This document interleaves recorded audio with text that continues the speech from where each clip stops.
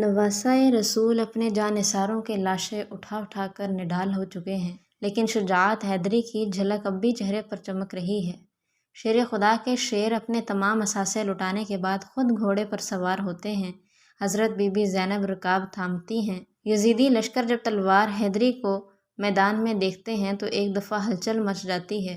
ہر کوئی امام کے سامنے آنے سے ڈر رہا ہے، کیونکہ جانتے تو سب ہی تھے کہ اب میدان میں کون اترا ہے۔ سبھی نے پیغمبر خدا حضرت محمد صلی اللہ علیہ وآلہ وسلم کا فرمان سن رکھا تھا کہ حسین مجھ سے ہے اور میں حسین سے ہوں، لیکن بدبختوں کی آنکھوں پر لالچ اور طمع نے پردہ ڈال رکھا تھا۔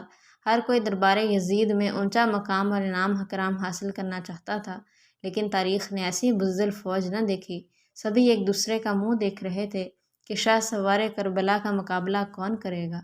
شجاعت حیدری کے وارث کو دیکھ کر یزیدی فوج نے نہ صرف انفرادی جنگ بندی کر دی، بلکہ اجتماعی حملہ کرنے کی بھی کسی کی جرأت نہ ہو رہی تھی۔ جی یہ وہی شاہ سوار ہیں کہ جن کے بچپن ہی میں ان کی شہادت کی خبریں عام تھیں۔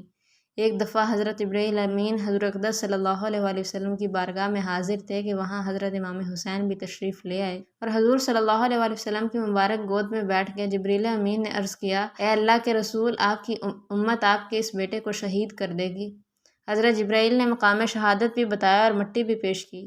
اب حال یہ ہے کہ نواسۂ رسول صلی اللہ علیہ وآلہ وسلم حضرت امام حسین میدان کی طرف بڑھ رہے ہیں اور بزدل فوج دور سے ہی تیر چلا رہی ہے کہ کہیں اگر یہ ہمارے قریب پہنچ گئے تو ہم نہیں بچ پائیں گے۔ امام عالی مقام کو تیر لگ چکے تھے۔ شمشیر حیدری پر پورا لشکر یکبارگی سے حملہ آور ہوتا ہے۔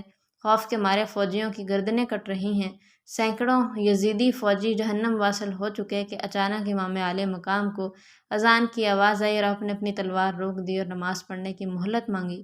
یہی وہ وقت تھا کہ جب شمر کے جوش دلانے پر مالک کندی پیچھے سے ایک ایسا وار کیا کہ تلوار اللہ مبارک کو کاٹتی ہوئی کاسہ سر تک پہنچ گئی۔ خون کا فوارہ نکل پڑا۔ جیسے جیسے وقت گزرتا گیا امام کے جسم پر تلواروں، نیزوں اور تیروں کے زخم بڑھتے جا رہے تھے، لیکن پھر بھی کسی کی ہمت نہ تھی کہ شجاعت کے اس کوہ گراں کو شہید کر سکے۔ شمر ملعون کے کہنے پر سب نے تیروں کی برسات کر دی۔ خولی بن یزید نواسۂ رسول کا سر کاٹنے کے لیے آگے بڑھا، لیکن ہاتھ کانپ گئے۔ پھر شقی القلب بدبخت اور ذلیل سنان بن انس آگے بڑھا اور انعام کرام کی لالچ میں امام عالی مقام کا سر تن سے جدا کیا۔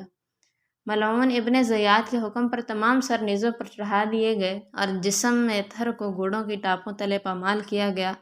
شہادت حسین رضی اللہ تعالیٰ عنہ تاریخ انسانی کا ایک غیر معمولی واقعہ ہے۔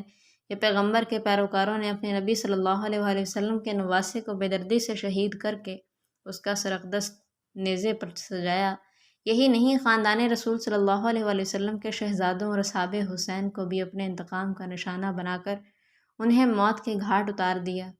نواسۂ رسول حسین ابن علی رضی اللہ تعالیٰ عنہ اور ان کے 72 جانثاروں کی خون سے کربلا کی ریت ہی سرخ نہیں ہوئی، بلکہ اس سرخی نے ہر چیز کو اپنی لپیٹ میں لے لیا۔ محدثین بیان کرتے ہیں کہ امام علی مقام کی شہادت پر نہ صرف دنیا روئی، زمین و آسمان نے بھی آنسو بہائے۔ محدثین بیان کرتے ہیں کہ نواسۂ رسول اللہ صلی اللہ علیہ وآلہ وسلم کی شہادت کے وقت بیت المقدس میں جو پتھر اٹھایا گیا اس کے نیچے سے خون نکلا۔ شہادت حسین کے بعد ملک شام میں بھی جس پتھر کو ہٹایا گیا اس کے نیچے سے خون کا چشمہ ابل پڑا۔ محدثین کا کہنا ہے کہ شہادت حسین پر پہلے آسمان سرخ ہو گیا، پھر سیاہ ہو گیا۔ امام طبرانی منجم الکبیر میں محمد بن سیرین سے روایت کرتے ہیں کہ حضرت امام حسین رضی اللہ تعالیٰ عنہ کی شہادت کے وقت آسمان پر سرخی چھائی رہی۔ اس کے علاوہ امام بہقی نے اپنی کتاب دلائل النبوہ البہقی میں یہ روایت نقل کی ہے کہ حضرت علی بن مسہر نے اپنی دادی سے روایت کی ہے کہ انہوں نے کہا کہ امام حسین کے زمانہ میں میں کم عمر دوشیزہ تھی۔ اس وقت آسمان کئی دنوں تک جمے ہوئے خون کے مانند ہو گیا تھا۔ حضرت امام حسین کی شہادت کے بعد سید زادیوں کو قیدی بنا لیا جاتا ہے۔ اب اسیران کربلا کا قافلہ شہیدوں کے سروں کے ساتھ کوفہ کی جانب روانہ ہو جاتا ہے۔ ادھر کربلا کی ریت پر سید زادوں کے جسم بغیر سروں کے بے گود و کفن بکھرے پڑے ہیں۔